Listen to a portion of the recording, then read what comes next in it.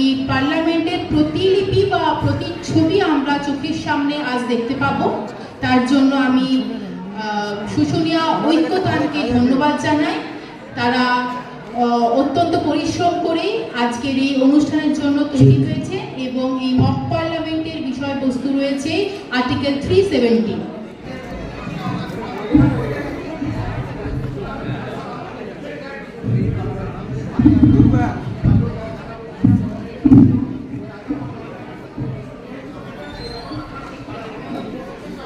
Ladies and gentlemen, welcome to the Parliament. প্রথমেই অজ taking ceremony. আপনারা সকলেই জানেন আমাদের দুজন নতুন সদস্য জয়লাভ করেছেন। আমাদের সদস্যদের সভারম্ভের আগে শপথ গ্রহণের অনুষ্ঠান আবশ্যকীয়। তাদের শপথ গ্রহণের বিষয়টি সভার কার্যবিবরণীতে উল্লিখিত আছে। এখন আমি মাননীয় সচিব মহাশয়কে শপথ গ্রহণের নিমিত্তে নতুন সদস্যের নাম পর্যায়ক্রমে ঘোষণা করার জন্য অনুরোধ করছি। আমি প্রথমেই লোকসভার পক্ষ থেকে নবনির্বাচিত সদস্য কৌশিক মণ্ডলকে শপথ গ্রহণের জন্য আহ্বান জানাচ্ছি।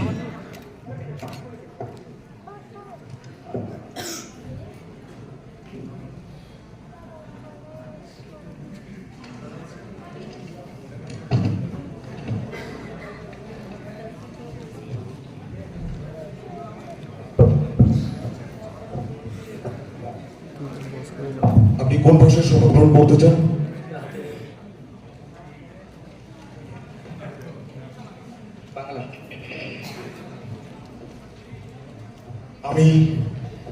আমি কৌশিক মণ্ডল লোকসভার সদস্য রূপে নির্বাচিত ঈশ্বরের নামে শপথ করিতেছি এবং নিষ্ঠার সহিত প্রতিজ্ঞা করিতেছি যে আমি বিধি দ্বারা প্রতিষ্ঠিত ভারতের সংবিধানের প্রতি প্রকৃত বিশ্বাস ও অনুগত পোষণ করিব। আমি ভারতের সার্বভৌমত্ব ও সম্পত্তি রক্ষা করিয়া চলিব এবং যে কর্তব্যভার আমি গ্রহণ করিতেছি তার দৃষ্টভাবে নির্বাহ করিব। আপনাকে লোকসভায় স্বাগত জানাই। ধন্যবাদ। আপনার সুস্বাস্থ্য কামনা করি। এবার লোকসভার পক্ষ থেকে দ্বিতীয় নবনির্বাচিত সদস্য শাওনদীপা তেওয়ারিকে শপথ গ্রহণের জন্য আহ্বান জানাচ্ছি।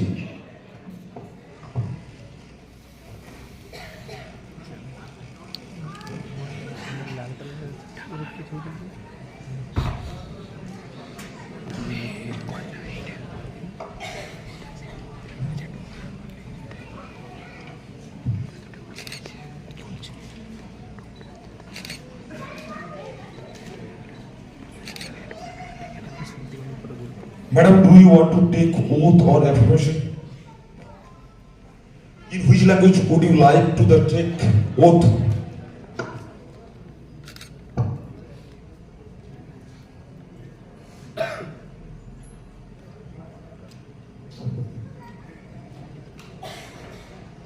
I, Shaundipa Tiwari, do solemnly affirm that I will bear true faith and allegiance to the Constitution of Lok Sabha. I will faithfully discharge the duties of the office to the best of my ability, diligently and impartially in accordance with the law and the will of the people. I pledge to uphold the principles of democracy, justice and equality and to work tirelessly for the welfare and prosperity of the constituents of Lok Sabha. Congratulations, Shaundipa. You have taken the oath. May you carry out your responsibility with honor and dedication. Thank you. আজ সভা শুরুর প্রাক্কালে প্রতিজ্ঞাসার সঙ্গীত শিল্পী মাননীয় পঙ্কজ উদাস মহাশয়ের স্মৃতির উদ্দেশ্যে শ্রদ্ধা নিবেদন করে আমরা সভার কাজ শুরু করব। এই গজল শিল্পী ৭২ বছর বয়সে তিনি তার শেষ নিঃশ্বাস ত্যাগ করেন ২৬শে ফেব্রুয়ারি। তিনি গুজরাটের জেতপুরে জন্মগ্রহণ করেন। ১৯৫১ সালের ১৭ই মে। ভারতীয় গজল গানের জন্য পরিচিত ছিলেন শিল্পী পঙ্কজ উদাস মহাশয়। এখন আমি মাননীয় প্রধানমন্ত্রী মহাশয়কে তার সম্পর্কে কিছু বলার জন্য অনুরোধ করছি। मेरे भाई और मेरे बहनों, मेरे मित्रों, मेरे देशवासियों, मैं आज बहुत दुखित हूँ क्योंकि पंकज उदास जी आज हमारे बीच में नहीं रहे। मैं आज और कुछ नहीं बोलना चाहती हूँ, मैं सिर्फ यही बोलना चाहता हूँ सब हमारे साथ रहे, सबका साथ सबका विकास। এরপর আমি বিরোধী পক্ষের বিরোধী নেত্রীকে কিছু বলার জন্য অনুরোধ করছি। নমস্কার, আমি বিরোধী নেত্রী শিল্পীচার এই সদনের সকলকে যথাযোগ্য স্থানে সম্মান জানাই। পঙ্কজদা আমার খুব কাছের মানুষ ছিলেন, নিয়মিত আমার সাথে তার যোগাযোগ ছিল। এমনকি তার নতুন গান বেরোলেই তিনি আমায় জানাতেন যে দিদি আমার একটা নতুন গান বেরিয়েছে। আমি তার গজলের খুব বড় ভক্ত ছিলাম। যাই হোক, তার সম্বন্ধে বলতে গেলে শব্দের শেষ হবে না। জানি না আমাদের সরকার পক্ষ ওনার জন্য কি করবেন, কিন্তু আমরা ক্ষমতায় এলে তার স্মৃতিতে আমাদের দেশের মধ্যে একটা মিউজিক একাডেমি খুলে দেব। যাই হোক, মন্তব্যকে দীর্ঘস্থায়ী করব না।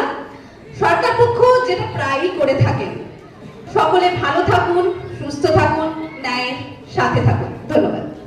এরপর আমরা সকলে মিলে উঠে দাঁড়িয়ে পঙ্কজ উদাসজির স্মৃতির উদ্দেশ্যে 1 মিনিট নীরবতা পালন করব।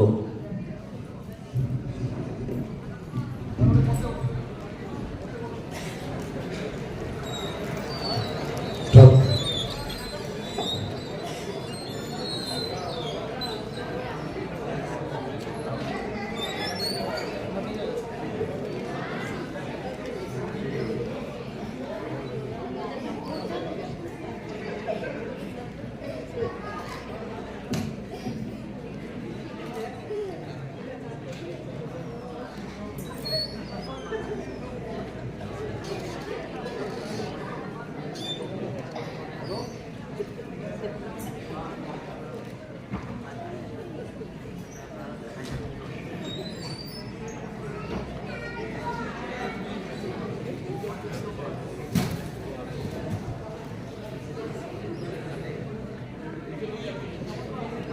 Time off.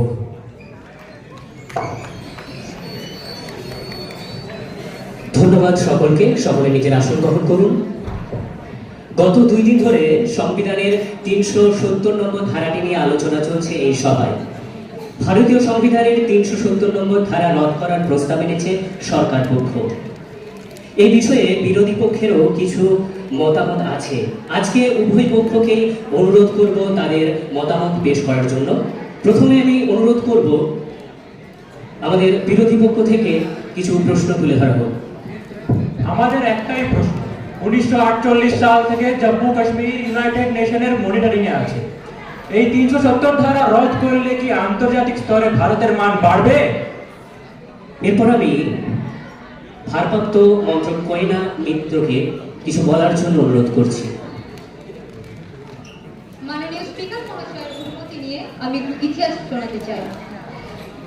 1 জানুয়ারি 1948 সংযুক্ত মার্কিন যুক্তরাষ্ট্র চার্টার 35 রেফারেন্সে যদি আমি বলি, 20 জানুয়ারি সংযুক্ত রাষ্ট্র commission for India and Pakistan গঠন করে। 13 আগস্ট এই কমিশনের প্রস্তাব ভারত এবং পাকিস্তান উভয় দেশই গ্রহণ করে। এই প্রস্তাবে 3টি শর্ত ছিল, যার প্রথম শর্ত ছিল কোনো দেশ সেই দেশে অন্য দেশের সীমা লঙ্ঘন করবে না। 1965 সালে যেদিন পাকিস্তানের সেনা ভারতীয় সীমা লঙ্ঘন করে, সেদিনই সেই প্রস্তাব খারিজ হয়ে যায়। সুতরাং আমরা কোনো শর্ত লঙ্ঘন করিনি, লঙ্ঘন করেছে ওরা। তাহলে এই আন্তর্জাতিক ক্ষেত্রে কোনো সমস্যা হওয়ার কথাই নেই। আমাদের সরকার পক্ষের বন্ধু যতটা মাতামাতি করছে 370 ধারা নিয়ে, ততটাই কি চিন্তিত বিয়োগে নিয়ে? কি তাহলে পাক অধিগত কাশ্মীরকে পাকিস্তানের হাতে তুলে দিচ্ছেন? বিরোধী দলের সদস্যদের সম্মান জানিয়ে, বিশেষ করে ম্যাডাম আপনাকে সম্মান জানিয়ে বলছি, আমাদের সরকার কোনোদিন এ বিষয়ে আপোষ করেনি, করবে না। রক্তের শেষ বিন্দু পর্যন্ত আমরা এটা নিয়ে লড়ে যাব। এবং কাশ্মীর দেওয়ার কথা বলছেন, কাশ্মীর দেওয়া তো দূরের কথা, পাকিস্তানের এক শহর আছে, নাম শুনেছেন? লাহোর। তথ্য অনুযায়ী জানা যায় লাহোরের পূর্ববর্তী নাম ছিল লবপুরি, অর্থাৎ আমাদের লবের সাথে সম্পর্কযুক্ত। দরকার হলে পাকিস্তানের কাছ থেকে লাহোরকে ছিনিয়ে নেব, তাও কাশ্মীর দেওয়ার কোনো প্রশ্নই উঠছে না। আপনারা একটু শান্ত হয়ে বসুন। আমরা কি এখন সিনেমার ডায়লগ শুনবো এখানে বসে? আরে ম্যাডাম, সিনেমার ডায়লগের কথা কি বলছেন? সিনেমার ডায়লগ আমরা ঢের জানি, তাহলে শুনবেন নাকি একখানা? दूध मांगोगे तो खीर देंगे, मगर कश्मीर मांगोगे तो चीर देंगे। সকলে শান্তি শৃঙ্খলা বজায় রাখুন। এরপর আমি পারমিতা চৌধুরীকে কিছু বলার জন্য অনুরোধ করছি। মাননীয় স্পিকার মহাশয়। আরে ম্যাডাম, আপনিও কিছু বলবেন নাকি? আপনি চুপ করুন। আচ্ছা বলুন বলুন, তাহলে বলেই নিন। সবই তো বুঝলাম, কিন্তু আমাদের একটাই বক্তব্য, যে রাস্তা আপনারা নিয়েছেন সেই রাস্তাটা ঠিক নয়। এই পথে দেশের শান্তি শৃঙ্খলা বজায় থাকবে তো? আপনাদের একটু স্মরণ করিয়ে দিতে চাই, আপনাদের প্রধানমন্ত্রী এর আগে দুবার আর্টিকেল 370-কে সংশোধন করেছে। তাহলে কি তখন ঠিক ছিল, না এখন আপনাদের ভয় লাগছে আপনাদের ভোট ব্যাংক টলমল হয়ে যাবে বলে? কি কথা বলছেন? মুখ সামলে কথা বলুন। এরকম চলতে থাকলে আমরা সংসদ ছেড়ে চলে যাব, আমরা ওয়াক আউট করব। আমাদের সকলের প্রতি অনুরোধ, আপনারা সদনের শান্তি শৃঙ্খলা বজায় রাখুন। সকলে বসে যান, সদনের শান্তি শৃঙ্খলতা বজায় রাখুন। এখন আমাদের অনেক আলোচনা বাকি রয়েছে। আপনাদের সরকার যে পথ অবলম্বন করে শান্তি শৃঙ্খলা বজায় রেখেছিল তার নমুনায় ভারতবাসী দেখেছে। এর আগে যখন 2019 সাল পর্যন্ত 41,500 জনের বেশি ভারতবর্ষের ভূস্বার্থীয় কাশ্মীরে মারা গেছে। পাক অধিকৃত কাশ্মীর থেকে 41,844টি পরিবার ভিড়ে ছাড়া হয়েছে। আর 1980 পর থেকে সংবাদের দাপটে হোটেলবাজে দাপটে আপনাদের জন্য 46,661টি পরিবার ভাত ছাড়া হয়েছে।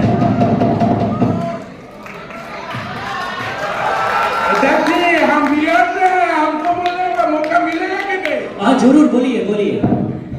ये जो 370 महिला को सुरक्षा दिया, ये ठीक है कि नहीं? तो इसको हटाने का जरूरत क्या है? ঠিক বলেছেন আপনি। আরে আপনি তো বয়স্ক মানুষ, আপনি সময় মতো খাবার খান, নিজের শরীরের খেয়াল রাখুন। আপনাকে আর কি বলবো, কিন্তু হ্যাঁ, আর্টিকেল 370 কে আপনি একটাও কথা বলবেন না, কারণ যে সম্পর্কে আপনি জানেন না সেই সম্পর্কে আপনার কথা বলার কোনো অধিকার নেই আর প্রয়োজন নেই। আপনি কি জানেন, আজও কাশ্মীরের কোনো মহিলা যদি অন্য কোনো দেশের ছেলেকে বিয়ে করে, তাহলে তাকে আজীবন আর্টিকেল 370 অনুযায়ী নিজের পৈতৃক সম্পত্তি থেকে তাকে বঞ্চিত করা হয়। এমনকি 12 থেকে 14 বছরের কোনো ছেলে মেয়ের বিয়ে হয়ে গেল, সেখানে সরকারের কিছু করা থাকে না। কেন না, সেখানে আর্টিকেল 370 থাকে। Honorable Speaker, we truly believe that keeping Article 370 would be beneficial for the Kashmiri mass, as it would give them access to important services such as internet connectivity, and most importantly, they would be governed by a person who knows what is required for the development. The central government has already been given enough power for national importance. In the name of prosperity, they are spreading poverty, and in the name of unity, they are spreading division. If Article 370 is removed, then our country will be a blanket for constitution and democracy. Pappu ji बहुत अच्छे बोले हैं आप, बहुत अच्छे बोले हैं।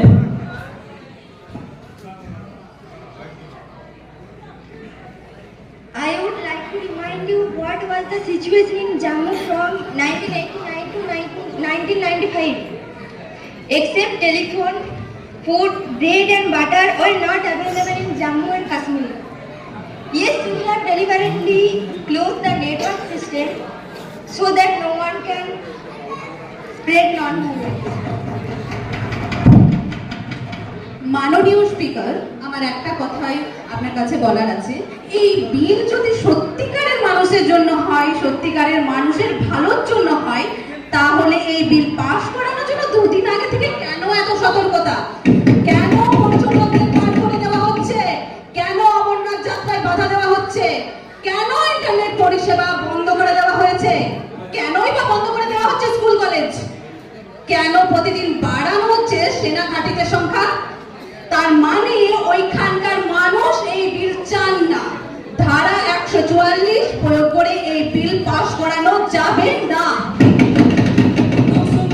অনুমতি নিয়ে ম্যাডামের উদ্দেশ্যে 2-4টা কথা বলতে চাই। হ্যাঁ ম্যাডাম, হ্যাঁ আপনি একদম ঠিকই বলেছেন এবং আপনার টিম রিসার্চও ঠিকই ঠাক করেছে। তবুও বলবো একটু ভুল আছে। এখন নয়, কয়েক মাস আগে থেকে এর ব্যবস্থাপনা নেওয়া হয়েছে।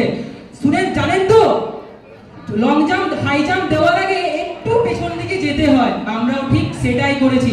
আর হ্যাঁ, আপনি বলুন তো, আপনার বাড়ির বাচ্চারা যখন বদমাইশি করে, আপনি কি রক্ত চোখ অর্থাৎ লাল চোখ নিয়ে তাদের দিকে তাকান না, লাঠি তুলে ধরেন না? হ্যাঁ, আমাদের সরকার এই পথ অবলম্বন করেছে। দরকার পড়লে আমাদের সরকার কাশ্মীরকে ঠিক করার জন্য লাঠি তুলে ধরবে, লাঠি তুলে ধরবে আমাদের সরকার। আমি স্পষ্ট করে বলতে পারি, এই বিল কাশ্মীরের ট্যুরিজম নয়, টেররিজমকে প্রশ্রয় দিবে। আমার সহকর্মী, আমার দলের নেতাদেরকে ওরা কাশ্মীরে বন্দী করে রেখেছে। যে সমস্ত নেতৃত্বে দীর্ঘদিন ধরে কাশ্মীরে শান্তি শৃঙ্খলা বজায় রাখা হয়েছে, যেসব নেতারা শান্ত করেছে কাশ্মীরকে তারা আজ কাশ্মীরেই বন্দী। এটা কি রকম সরকারের মানসিকতা? আমরা বিশ্বাস করি কাশ্মীর ভারতের অবিচ্ছেদ্য অংশ এবং সেটাকেই মেনে চলি প্রথম দিন থেকে, এবং আমরা এটাই দেশবাসীকে মানাতে চাই। মহাশয়ের অনুমতি নিয়ে আমি একটু ইতিহাসের গল্প শোনাতে চাই আমার সকল দেশবাসী তথা আমার সরকার পক্ষের সদস্যদের। 1947 সালে ইংরেজদের হাত থেকে যখন আমাদের দেশ স্বাধীন হয়, সেই সময় কিছু কিছু রাজ্য ছিল ইংরেজদের অধীনে, আর কিছু কিছু রাজ্য চলতো রাজা মহারাজাদের শাসনে। সেরকমই রাজ্য ছিল আমাদের কাশ্মীর। সেই সমস্ত রাজ্য যারা সরাসরি ইংরেজদের অধীনে ছিল তারা ভারতের দিকে ভারতের সঙ্গে, আর পাকিস্তানের দিকে পাকিস্তানের সঙ্গে থাকতো। কিন্তু রাজা মহারাজাদের শাসনে যারা ছিল তাদেরকে চয়েস করতে দেওয়া হলো আপনারা কোন দিকে থাকবেন। তখন মহারাজা হরি সিং বলেছিলেন, আমাকে একটু সময় দিন, আমি তারপরে জানাচ্ছি। এটাকে কি বলেন জানেন? এটাকে বলা হয় স্ট্যান্ড স্টিল এগ্রিমেন্ট। নবগঠিত ভারতের প্রধানমন্ত্রী এই কথা মেনে নেন, কিন্তু পাকিস্তান এই প্রস্তাব লঙ্ঘন করে। তখন সেনা জম্মু কাশ্মীরে পাঠিয়ে দেয় পাকিস্তান, এবং সেখানে কিন্তু ভারতের কোনো সেনা ছিল না। 26শে অক্টোবর মহারাজা হরি সিং ভারতের সঙ্গে থাকার প্রস্তাবে সাইন করে। তারপর ইন্ডিয়ান আর্মি জম্মু কাশ্মীরে প্রবেশ করে। আমার বলার বক্তব্য একটাই যে মহারাজা হরি সিং যখন সাইন করে তখন আর্টিকেল 370 ছিলই না। পরে সেখানকার মানুষের বিশেষ সুবিধা দেওয়ার জন্য এই আর্টিকেল ধারা চালু করা হয়। তাহলে এই ধারা রোধ করা যাবে না কেন? Just because you are in power, you are not entitled to do everything. You are still a civil servant and you are governed by the Constitution. Removing Article 370 is a direct unappeasement of the civil rights of our fellow Kashmiris. একদম ঠিক বলছেন। সেই জন্য তো মানুষ আপনাদেরকে মেনে নেয়নি, এনেছে আমাদেরকে। আপনাদেরকে সরিয়ে আপনারা কি দিয়েছেন? দেশকে কান্না ছাড়া আমরা দিয়েছি এক ভারত, অভিন্ন ভারত। আমরা একটা কথা বলতে পারি, এই বিল কাশ্মীরের মানুষের স্বার্থে নয়, কাশ্মীরের মানুষের ভালোর জন্য নয়। আমরা এই বিলকে সমর্থন করি না, মানুষ এই বিলকে সমর্থন করে না। এই বিল দেশের বিরুদ্ধে, এই বিল ডেমোক্রেসির বিরুদ্ধে। আমি দেশবাসীর একটা কথা জানাতে চাই, এই তো শুরু, এরপর থেকে সকলের অধিকার ছিনিয়ে নেবে এরা। এই সরকার পক্ষ একদিন আদিবাসীদের অধিকার ছিনিয়ে নেবে, একদিন নর্থ ইস্টের মানুষদের অধিকার ছিনিয়ে নেবে, এইরকম বিপজ্জনক বিল এনে। কি উল্টো পাল্টা বলছেন? যখন শুরুটা করেছেন শেষটা তাহলে আমিই করি। কাশ্মীর থেকে বিতাড়িত সম্প্রদায়ের জন্য 2টি আসন সংরক্ষণ করা হবে, আর পাক অধিকৃত কাশ্মীর থেকে যারা পালিয়ে আসতে বাধ্য হয়েছিল তাদের জন্য আমরা 1টি আসন সংরক্ষণ করব, আর তপসিলি উপজাতির জন্য 9টি আসন সংরক্ষণ করব। আর যদি আসে জম্মুর কথা, তাহলে জম্মুতে 37টি আসন ছিল, তাহলে রাজ্য বিধানসভায় জম্মু থেকে 83টি আসন করা হবে। কাশ্মীর থেকে 46টি আসনের জায়গায় 47টি আসন শুরু করা হবে। আর যেহেতু পাক অধিকৃত কাশ্মীর আমাদের এই এলাকার জন্য 24টি আসন সংসদ থেকে আমরা রিজার্ভেশন রাখছি। আমরাও দেখি কি করে এই বিল পাস হয়। क्या बात करते हो? जान देने के इसके लिए आप पीओ का आपका हिस्सा नहीं मानते हो? एग्रेसिव रहो। जोर से कह सकते हैं 2026 तक कश्मीर पूरी तरह से आतंकवाद मुक्त होगा, ये हमारा संकल्प है। आन देश की शान, देश की है हम संतान है, तिरंगों से रंगा तिरंगा हमारा ही पहचान है। भारत माता की। This is a matter of Kashmir. We have to listen to the Kashmiri people. We have to speak to them. Until and unless we talk to them, how will we understand what problems that they are suffering? The opposition is calling me a hypocrite, but me and my party will strive to sacrifice our all for the dignity of our fellow Kashmiris. এখন থেকে জম্মু ও কাশ্মীরের সব ধর্মের মানুষের নিজের নিজের উৎসব পালন করার স্বাধীনতা থাকবে। উপত্যকার ছবি পুরোপুরি বদলে যাবে। এখন থেকে সেখানকার পণ্ডিতরা সেখানে সুরক্ষিত বোধ করবেন। এমনকি সেখানের অল্প বয়স্ক যুবকরা রাত 11টার সময়ও ঝিলাম নদীর তীরে বসে গিটার বাজাতে পারবেন। বুঝতে পেরেছি আপনাদের ধান্দা। এরপর বিদেশি বিনিয়োগ আনবেন, আপনাদের পরিচিত ব্যবসায়ীদের জায়গা করে দেবেন কাশ্মীরে ব্যবসা করার জন্য, দেশকে বিক্রি করে দেবেন আপনারা। এই দেশ আমাদের মা, এই দেশের জন্য আমরা জীবন দিতে পারি। এই দেশের জন্য একটা শ্লোক সবসময় আমাদের মনে ভাসতে থাকে, ये बंधन की धरती है, ये अभिनंदन की धरती है, ये तर्पण की भूमि है, ये तर्पण की भूमि है। इसकी नदी नदी हमारे लिए गंगा है, इसका कंकर कंकर हमारे लिए संकर है। हम जिएंगे तो इस देश के लिए और मरेंगे तो इस देश के लिए। अगर हम मर भी जाए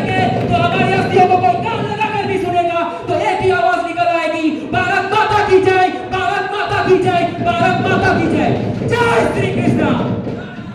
Please, everyone sit quietly as the honorable member leave the house to withdraw. The resolution by leave of the house withdrawn. Now the house is adjourned to meet again tomorrow at 11 a.m. Thank you.